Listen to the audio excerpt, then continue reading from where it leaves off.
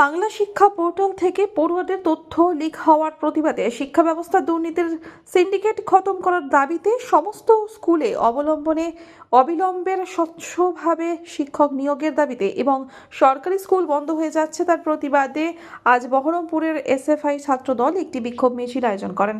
এই মিছিলে বহরমপুরের শিক্ষা ভবনে পৌঁছালে পুলিশের সাথে ধস্তাধস্তি হয় এবং এসএফআই কর্মীরা জোরপূর্বক শিক্ষা ভবনের ভিতরে ঢুকে স্লোগান দিতে থাকে। লিক হয়ে গেল, সেই ব্যক্তিগত তথ্যকে ভবিষ্যতে কোনো অপকর্মে লাগানো হবে না। সেই ব্যক্তিগত তথ্য লিকের দায় কি এই রাজ্যের সরকার নেবে?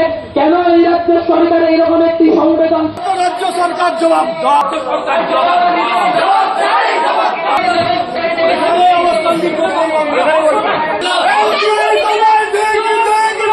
আমরা বুঝতে পারি, যেখানে বুঝতে দেবে সেখানে বুঝতে পারি। আমাদের নিচে বসতে বেশ কিছুক্ষণ স্লোগান হওয়ার পরে ডিআই অফিসের পক্ষ থেকে অনুমতি মিললে 4 জনের প্রতিনিধি দল শিক্ষা ভবনের ডিআইয়ের সাথে দেখা করেন এবং তাদের ডেপুটেশন জমা দেন।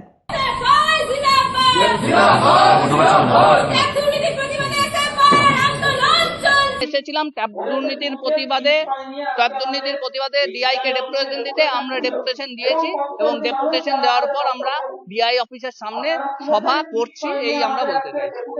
কি বললেন ডিআই এর সাথে কথা হলো, ডিআই তো অস্বীকার করছে, উনি সরকারের পার্ট, উনি বলছেন যে লিক হয়ে গেছে, কি করতে পারি। কিন্তু আমরা বলছি সরকার না চাইলে এরকম বড় দুর্নীতি হয় না। সরকার যখন চাইছে, সরকার প্রত্যক্ষ হোক পরোক্ষ হোক, সরকার চাইছে। আমাদের এই মুর্শিদাবাদ জেলার বিভিন্ন স্কুল বন্ধ হওয়ার মুখে, বিভিন্ন স্কুল শিক্ষকদের অভাবে বন্ধ হওয়ার মুখে।